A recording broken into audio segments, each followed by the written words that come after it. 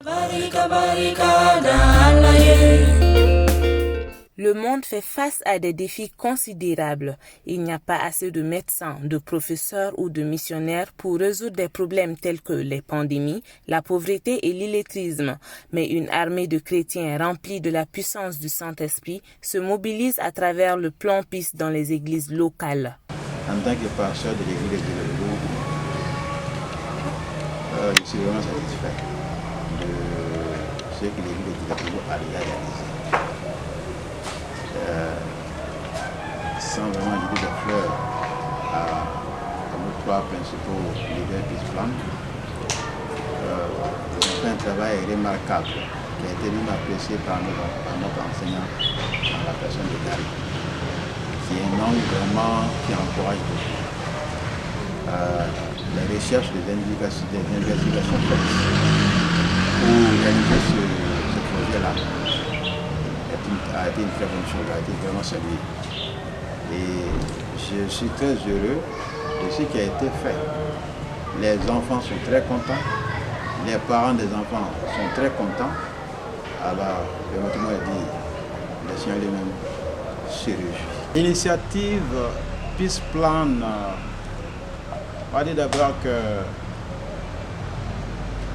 Peace Plan est un mouvement qui est né aux États-Unis et qui est arrivé en Afrique aussi.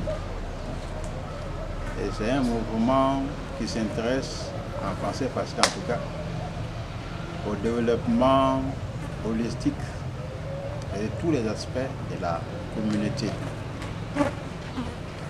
Mais c'est un mouvement dans lequel l'Église s'engage, des hommes s'engagent, des femmes s'engagent, des hommes ordinaires, des femmes ordinaires, mais remplis de Saint-Esprit pour l'œuvre de Dieu. Donc, c'est un mouvement qui est né aux États-Unis et qui est venu aussi au Mali depuis, on va dire comme ça, dans les années 2020. Concrètement. Il faut dire que j'ai eu aussi la grâce par le Seigneur de participer à une rencontre, on a appelé rencontre des pasteurs africains au Rwanda. Et quand nous sommes revenus de cette rencontre, alors il était question d'implanter ce mouvement ici en Afrique, au Mali. Voilà comment est partie cette initiative et comment est parti en tout cas ce mouvement ici au Mali. L'Église chrétienne évangélique de Djilebougou ne fait pas l'unanimité. Elle s'attelle au ministère du Christ en soutenant les familles nécessiteuses du quartier à travers des dons matériels ou en nature. Quand on a commencé ces enseignements, les enseignements de Peace Plan au niveau de Djilebougou, avec Djilebougou, notre premier projet, c'était d'aider des enfants non scolarisés ou des enfants qui sont à l'école, mais dont les parents n'ont pas les moyens. Donc, on a fait un travail d'investigation dans les quartiers et précisément derrière Rail, où on a eu à peu près 17 enfants à qui on a donné des kits scolaires. Et ces enfants-là, en plus de ces kits scolaires, sont suivis par des membres de l'Église, on l'avait annoncé. Donc ceux qui peuvent les suivre sur le plan académique, les aider à faire l'exercice, les accompagner en tant que répétiteurs. Alors ce travail-là a été fait. Il y a aussi des hommes et des femmes qui sont engagés à soutenir financièrement donc, cette activité-là au niveau de l'Église. Il y a également des hommes et des femmes qui sont engagés à prier pour cette activité-là. Et nous pensons que ce qui est déjà fait porte gloire au Seigneur. Et quand même nous faisons des donations, nous appelons aussi les parents de ces enfants-là. Et les parents quand même sont très contents de ce qui est fait. pensons continuer cette œuvre-là dans ces quartiers qu'on appelle des RAI. Alors, on va dire que il n'y a pas exactement une équipe Peace Plan là, il est beaucoup. En ce sens que Peace Plan veut aller avec toute l'église, ou à travers Peace Plan on veut aller avec toute l'église. Ben, quand on pose la question de savoir l'équipe Peace Plan, je sais que vous vous rappelez là les 3 personnes qu'on a choisies au niveau de Djilebougou pour être les leaders de ce mouvement-là à Djilebougou. En un mot, ce mouvement, disons, cette équipe donc de 3 personnes alors, a pour objectif de diriger les activités de Peace Plan au niveau de l'église. De diriger de sorte que d'autres membres de l'église soient impliqués dans toutes les activités selon leurs dons dans ce mouvement Peace Plan là. Voilà. Donc, c'est de faire en sorte que toute l'église soit engagée dans ce mouvement Peace Plan et que toute l'église marque sa présence dans la communauté. Quand il dit communauté, il s'agit ici du quartier, il s'agit de la commune, il s'agit de la ville de Bonfort. Voilà. Pour mener à bien cette mission, M. Jacques Diassana et Joël Sagara, tous deux de la dite église, suivirent une formation et en sortirent certifiés. Ils s'expriment en donnant leur avis par rapport au déroulement de la formation.